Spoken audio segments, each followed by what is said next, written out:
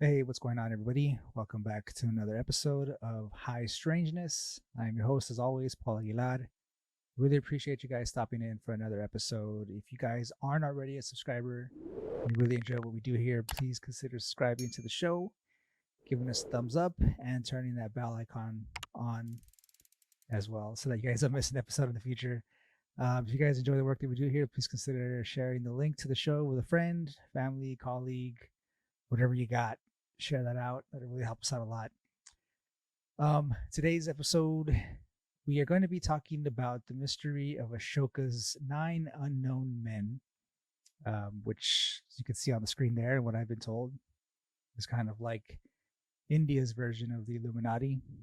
Um, I don't know how many versions of the Illuminati there are. I don't know if there's like an Illuminati in each country. I wouldn't doubt it. There's like chapters all over the world. But at the same time, is there like a top tier that controls all of them? I don't know. You guys let me know. That's why I'm here. But we're going to go ahead and check this video out. It's not too long. It's about almost close to 8 minutes long. And I have a little bit of a little article as well afterwards that we'll kind of go through, take a look at it. But without further ado, let's check it out and see how far down the rabbit hole this goes. Let's go. The world is full of wonders and marvels that have never failed to leave people inexplicably puzzled. Whether it is a secret society that works behind closed doors such as Illuminati, or something as perplexing as the Bermuda Triangle, there are a number of unexplained mysteries in the world as we know it. In today's episode, we will try to shed some light on a very mysterious story of Emperor Ashoka's elite secret society that may or may not be controlling the world today.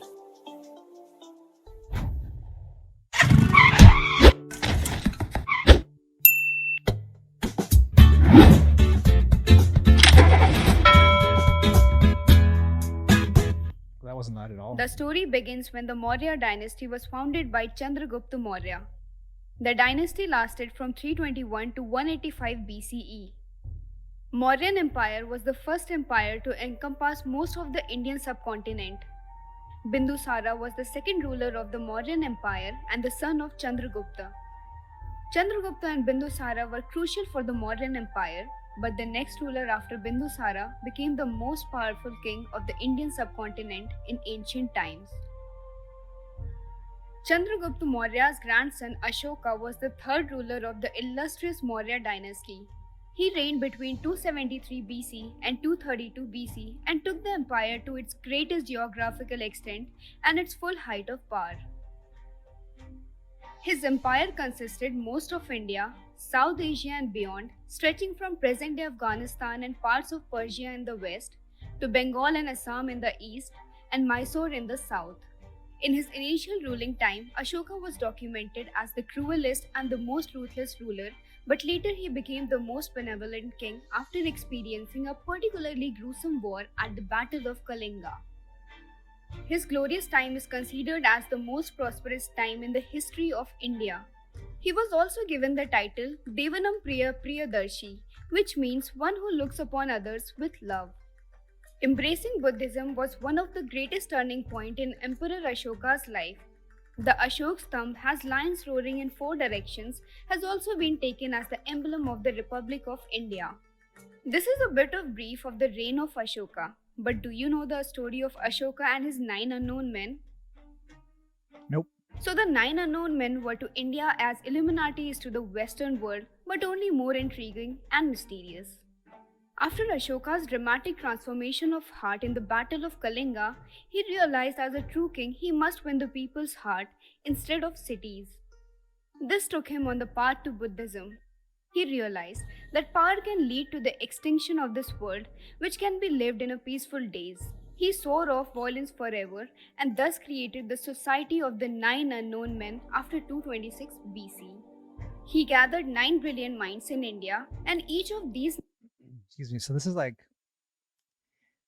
more intriguing because when you speak of the Illuminati here in the States, or whatever, controlling the world, there's no like proof that that's even a thing, right? It's just like you hear stories and people say things here and there, but I'm assuming somewhere there's Obviously, she's relaying the story. Maybe it could just be a story also, but I'm sure if I were to look into it a little deeper, which I should have done, I'd be able to find the writings somewhere, some kind of manuscripts that this group of men were put together, stuff like that. Obviously, they don't know who they were, like what their names were, whatever, or not that I'm seeing yet, but there's, I guess, proof somewhere that this was actually a thing. So that's already leaps ahead of where we are here in the States when it comes to the Illuminati. So that's cool. These 9 men were given tasks and responsibilities of developing, preserving, and preventing secret knowledge from getting into the hands of unknowledgeable. The identities of these men were never made public. Ashoka feared that if the scientific technologies in his time got into the hands of wrong people, they would have used it for destruction. They were each given a specific book that they were to update, revise, and ultimately perfect the knowledge. It was said that if one of the members could not complete the book or wish to retire, then That's another thing there as well. The Illuminati here, they talk about how they want to rule the world and people, that aspect of it. But these guys, they were trying to prevent forbidden knowledge from getting into the wrong hands, not letting people that want to do harm to other people or the world, to get their hands on stuff. So that's already way better than the stories that we hear of, the Illuminati here. So were they good guys? Were they bad guys? You guys let me know. he could choose his successor, but the number of these men should always remain 9.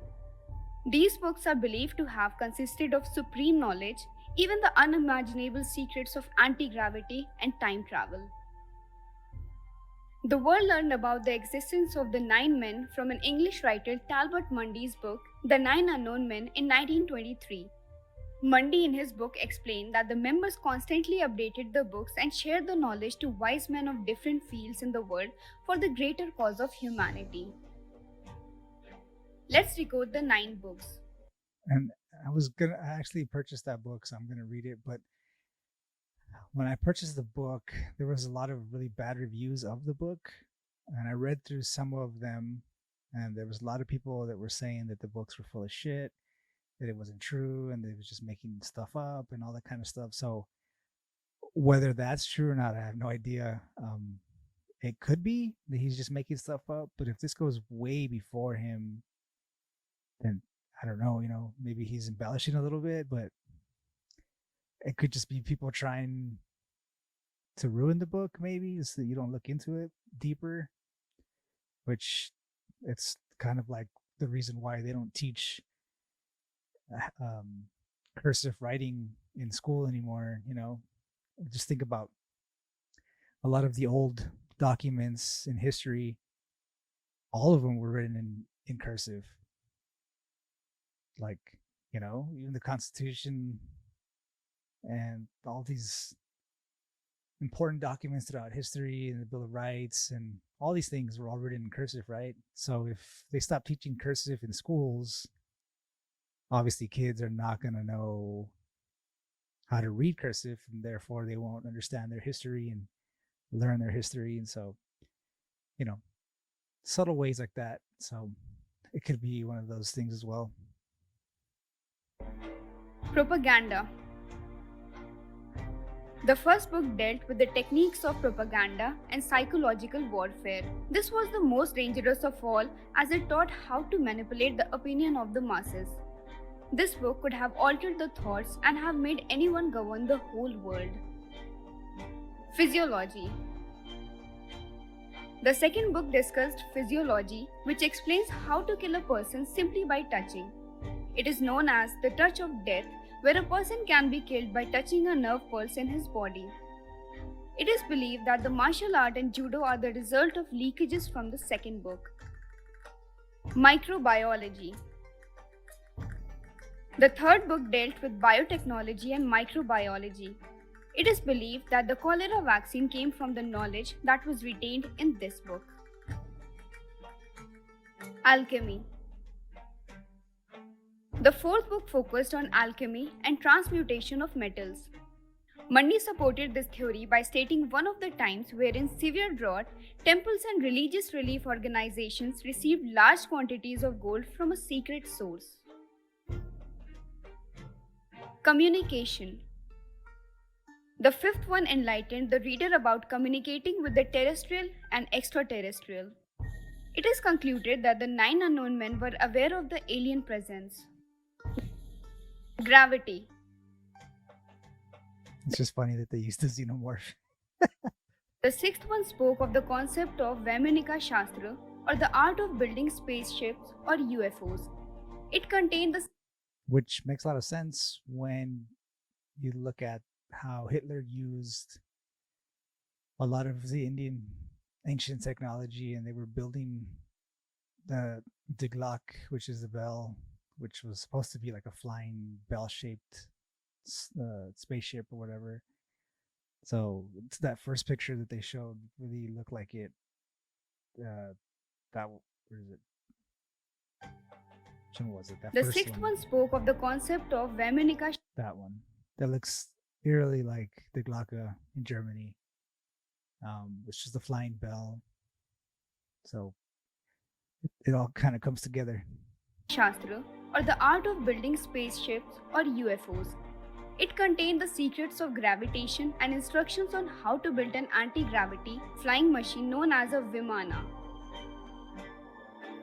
Cosmogony.